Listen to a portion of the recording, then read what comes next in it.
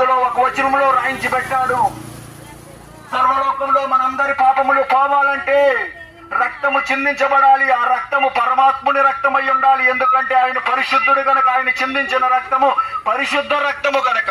మన కొరకు యేసుక్రీస్తు ప్రభుల వారు రక్తము చిందించారు, సమాధి చేయబడ్డారు, మూడవ దినాన తిరిగి లేచాడు. ఆయన మృత్యుంజయుడు, మరణాన్ని గెలిచాడు.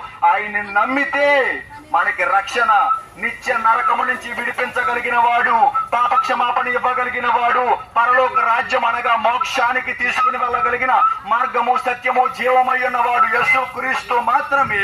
యేసుక్రీస్తునందు విశ్వాసం ఉంచితే మీకు రక్షణ కలుగుతుంది. దేవుడు మిమ్మును మీ కుటుంబములను దీవించి ఆశీర్వదించి రక్షించునుగాక.